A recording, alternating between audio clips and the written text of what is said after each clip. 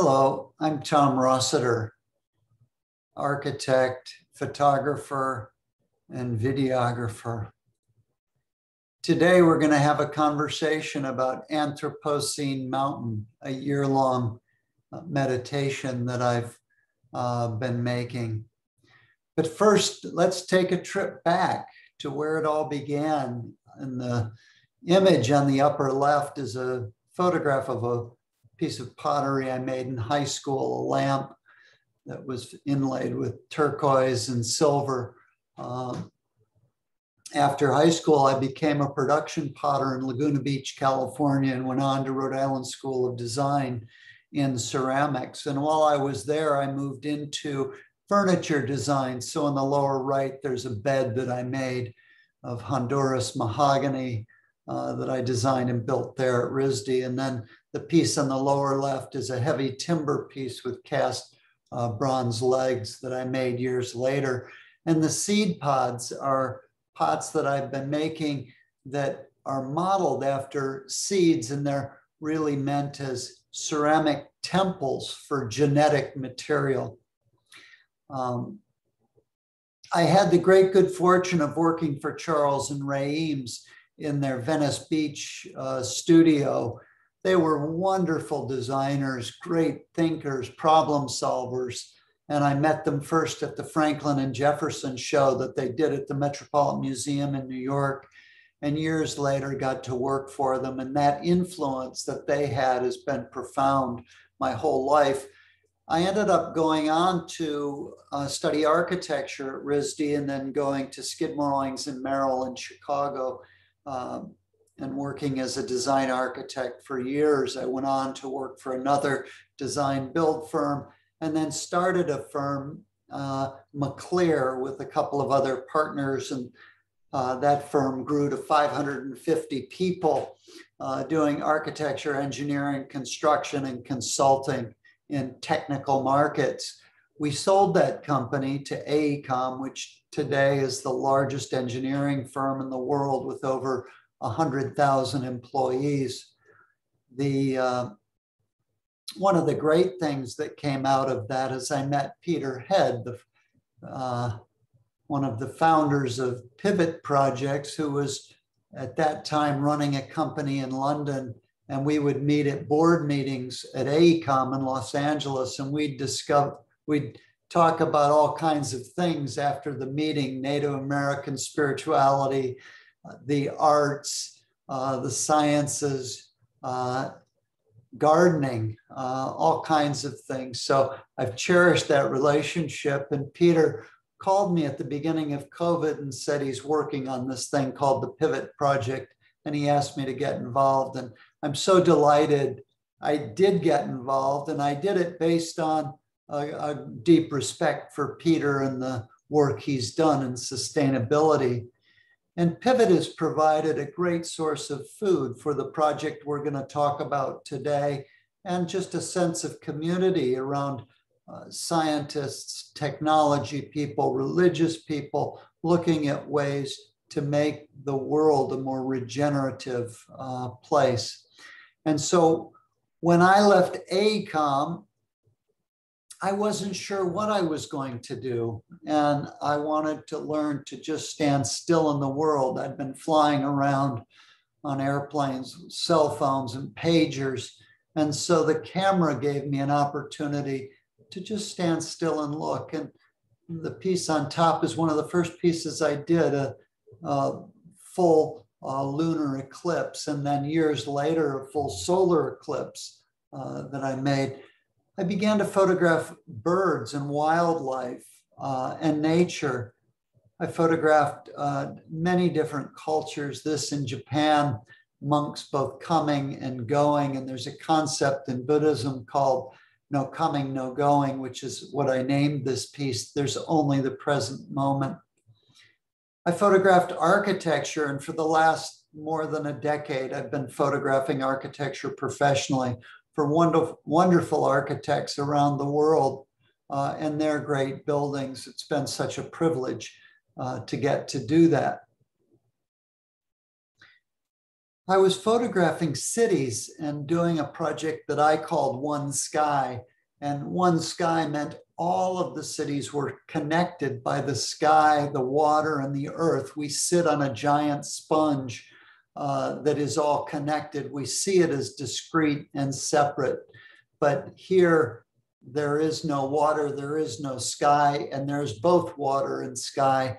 And so I began to look at these as kind of electrocardiograms of planetary health, and this idea of shooting a panorama and then taking the image on top at sunrise, the image on the bottom at sunset, and putting them together so that time was baked into each piece was really one of the key ideas for Anthropocene Mountain, which we'll talk about.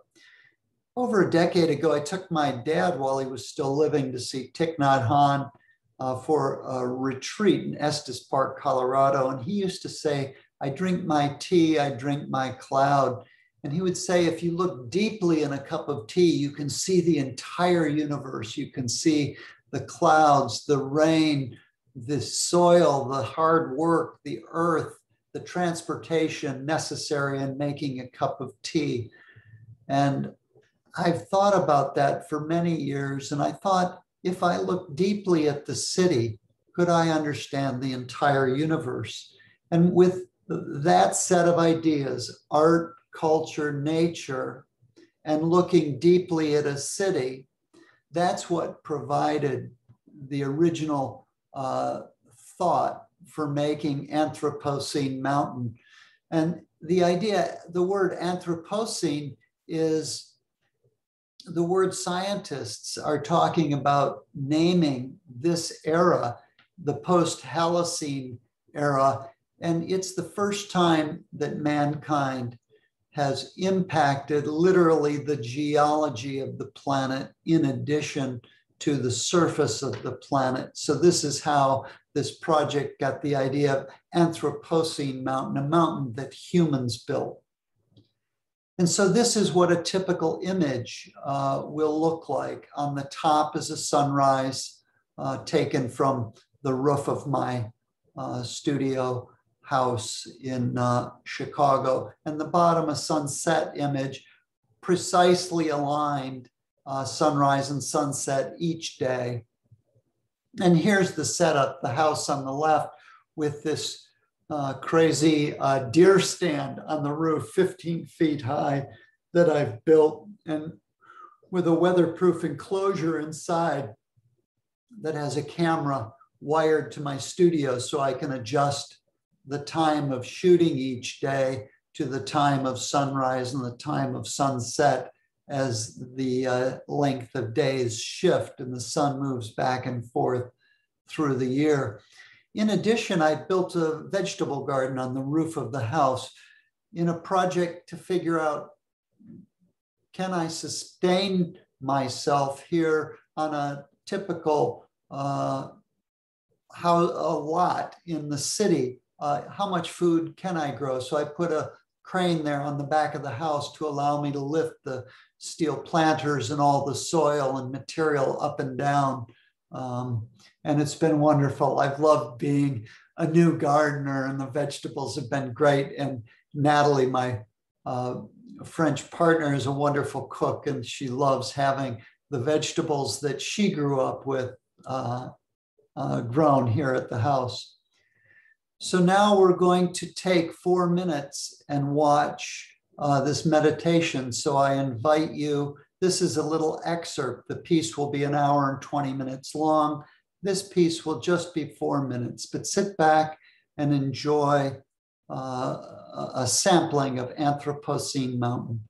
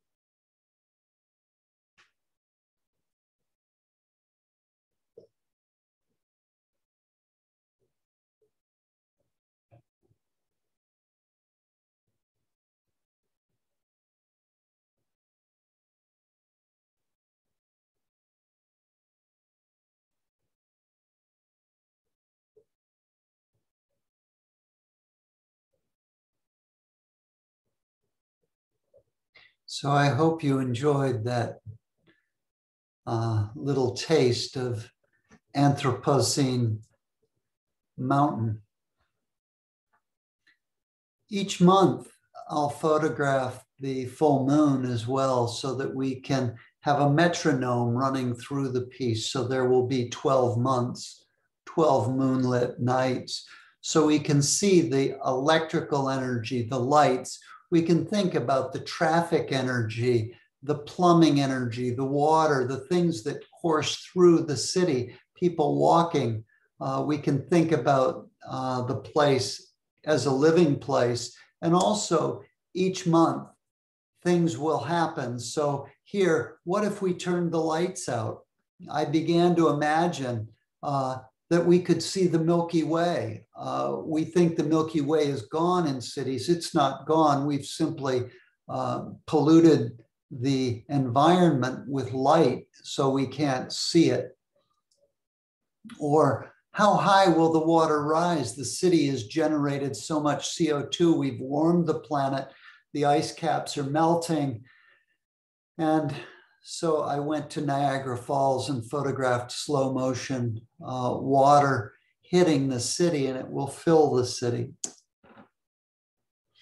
In September last year, when the fires were burning in California, the sky in Chicago turned the color of this image. And I wondered, how much of the earth will burn? What impact are we having? I also went this summer to this beautiful place of granite cliffs in New Mexico and photographed a time lapse on the rock face and was thinking about this being what the earth looked like before man took over and used the rock to build the city and to sit on that the city sits on. And will we return to rock? And so we get to look at these issues. And this is a time lapse of people just moving in the skyline of the city, all that humanity. And then a virus will show up and the people will go away and the city will be empty. How many viruses will there be? What will that future look like? And here, the electrocardiogram I've put over an image of the city to think about the health of the city. So we see these beautiful images, and each month they come and they go with some other event, whether it's lightning or snow or traffic. As contemplations, as ideas of what 8 billion people on the planet mean right now. And it is not so much meant as a polemic, but rather as a cry to collectively figure out what are the actions that we need to take to build a more regenerative, healthier planet for all of us. I look forward to discussing this idea with you on Anthropocene Mountain. Thank you for watching.